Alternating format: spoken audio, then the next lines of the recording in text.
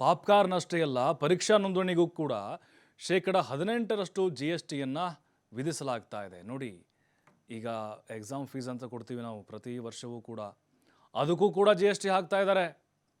ಕೆಲಸ ಕೊಡೋದಿರಲಿ, ಉದ್ಯೋಗಕ್ಕೆ ಅರ್ಜಿ ಹಾಕಬೇಕಾದರೂ ಕೂಡ ಜಿ ಎಸ್ ಟಿಯನ್ನು ಕಟ್ಟಬೇಕು.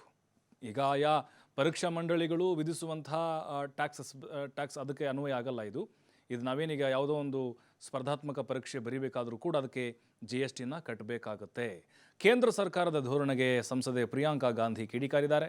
₹1000 ಎಕ್ಸಾಮ್ ಫೀಸ್ ಇದ್ದರೆ ಅದಕ್ಕೆ ₹180 ಜಿ ಎಸ್ ಟಿ ಕಟ್ಟಬೇಕು. ಪೋಷಕರು ತಮ್ಮ ಮಕ್ಕಳು ಪರೀಕ್ಷೆ ಬರೆಯಲಿ ಅಂತ ಪೈಸೆ ಕೂಡಿಡ್ತಾರೆ. ಆದರೆ ಸರ್ಕಾರ ಅಂಥ ಹಣವನ್ನೇ ಆದಾಯದ ಮೂಲವನ್ನಾಗಿಸಿಕೊಂಡಿದೆ.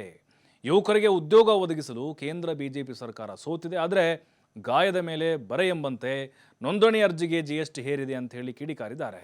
ಪ್ರತಿ ಸರ್ಕಾರಿ ಕೆಲಸ ನೋಂದಣಿ ಅರ್ಜಿಗೂ ಜಿ ಎಸ್ ಟಿಯನ್ನು ವಿಧಿಸಲಾಗಿದೆ. ನೋಡಿ, ಅದರಲ್ಲಿ ಅಗ್ನಿವೀರ್ ಇದೆ ಅಲ್ವಾ, ಅದರದ್ದು ಕೂಡ ಹೊರತಾಗಿಲ್ಲ. ಇದು ಪ್ರಿಯಾಂಕಾ ಗಾಂಧಿಯವರು ಚಾಟಿ ಬೀಸಿದ್ದಾರೆ. ಇಷ್ಟೆಲ್ಲ ಹಣ ತುಂಬಿದ್ರು ಕೂಡ ಸರ್ಕಾರ ಉದ್ಯೋಗವನ್ನು ಕೊಡ್ತಾ ಇಲ್ಲ. ಜೊತೆಗೆ ಪ್ರಶ್ನೆ ಪತ್ರಿಕೆ ಸೋರಿಕೆ ಆಗ್ತಾನೇ ಇದ್ದಾವೆ, ಅಕ್ರಮಗಳು ನಡೀತಾನೆ ಇದ್ದಾವೆ. ಇದರಿಂದ ಬಡ ಮಕ್ಕಳು ಹಣ ತುಂಬಿದರೂ ಕೂಡ ಆ ಹಣ ವ್ಯರ್ಥವಾಗುತ್ತೆ ಅಂತ ಹೇಳಿ ಪ್ರಿಯಾಂಕಾ ಕಿಡಿಕಾರಿದ್ದಾರೆ. ಇನ್ನು Kalyan Singh super speciality cancer institute ಪರೀಕ್ಷಾ ಅರ್ಜಿ ಹಂಚಿಕೊಂಡಿದ್ದಾರೆ ಪ್ರಿಯಾಂಕಾ ಅವರು. ನೋಡಿ, ಈಗ ಎಕ್ಸಾಮ್ ಫೀಸ್ ಏನಿದೆ ಅದರಲ್ಲೂ ಕೂಡ ಜಿ ಎಸ್ ಟಿಯನ್ನು 18% ಕೇಂದ್ರ ಸರ್ಕಾರ ಜಾಸ್ತಿ ಮಾಡಿದೆ.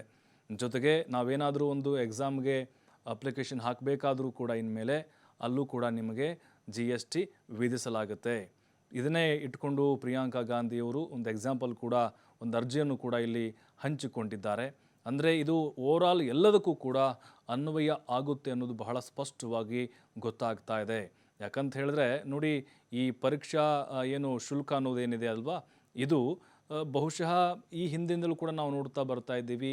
ಆರಂಭದಲ್ಲಿ ಉಚಿತವಾಗಿತ್ತು, ಆಮೇಲೆ ಸರ್ಕಾರಿ ಶಾಲೆಗಳಲ್ಲಿ ನಾವು ನೋಡ್ತಾ ಇದ್ವಿ.